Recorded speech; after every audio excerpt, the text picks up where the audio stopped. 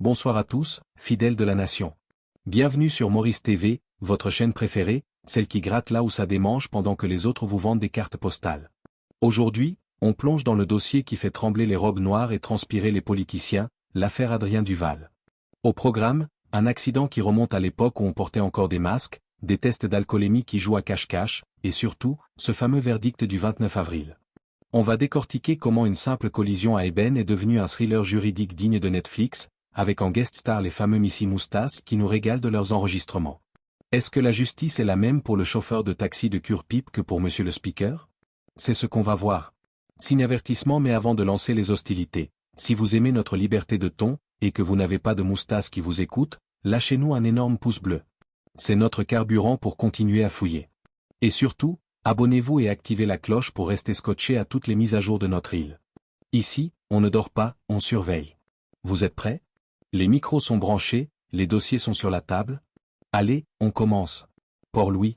C'est un rendez-vous que toute la classe politique et judiciaire mauricienne a désormais coché dans son calendrier, le 29 avril 2026. Ce jour-là, la Cour de district de Rose-Île rendra une décision capitale. Ce n'est pas un simple verdict de culpabilité ou d'innocence, mais une décision technique et juridique qui pourrait mettre un point final ou relancer de plus belle le procès de l'actuel speaker de l'Assemblée nationale, Adrien Duval. Automobile, un accident, une nuit de septembre, et 4 ans d'attente. Pour comprendre l'ampleur du séisme, il faut remonter au 21 septembre 2022. Sur l'autoroute à hauteur d'Ébène, une violente collision survient entre une Mercedes conduite, selon l'accusation, par Adrien Duval et une Suzuki Swift. La conductrice de cette dernière est blessée, son véhicule fait plusieurs tonneaux. À l'époque, l'affaire choque l'opinion publique pour plusieurs raisons. Le refus des tests. Adrien Duval refuse de se soumettre à un alcotest et à un prélèvement d'urine sur le moment.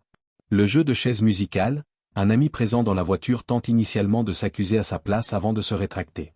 La vie actuelle, imaginez le quotidien d'un citoyen mauricien moyen qui, pour un simple défaut de permis ou une conduite sous influence, voit sa sentence tomber en quelques mois. Pour Adrien Duval, les années passent, les reports s'accumulent, et il occupe aujourd'hui l'un des postes les plus prestigieux de l'État, celui de speaker du Parlement. Le coup de théâtre des Missy Moustache Leaks. Si le procès traîne, c'est que la défense a sorti une arme lourde, les fameux Missy Moustache Leaks. Ces enregistrements audio diffusés anonymement sur les réseaux sociaux suggèrent, selon les avocats de la défense, une manipulation de l'enquête policière. Exemple concret sur la vie actuelle, dans les rues de Port-Louis ou de Rose-Île, cette affaire alimente toutes les conversations dans les tabagies, boutiques de quartier. Les Mauriciens s'interrogent, la police a-t-elle agi de manière indépendante? La défense soutient que les preuves sont contaminées par une influence politique, ce qui rendrait un procès équitable impossible. C'est sur cette base que M. Jacques Pangloss a demandé un permanent stay of proceeding, une suspension définitive des poursuites. Les enjeux de la décision du 29 avril. Le magistrat doit trancher sur une question fondamentale pour la démocratie mauricienne, un abus de procédure a-t-il eu lieu? Si la demande est acceptée, Adrien Duval sortira libre et blanchi par la procédure. Pour ses partisans, ce sera la preuve d'un complot politique déjoué. Pour ses détracteurs, ce sera le symbole d'une justice à deux vitesses. Si la demande est rejetée, le procès reprendra son cours normal sur le fond.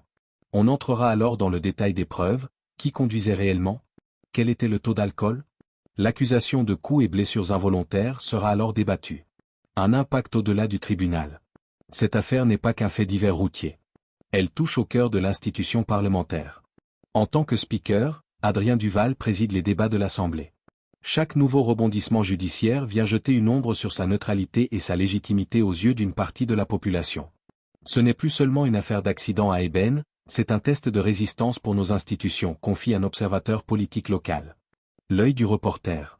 La décision du 29 avril sera un baromètre.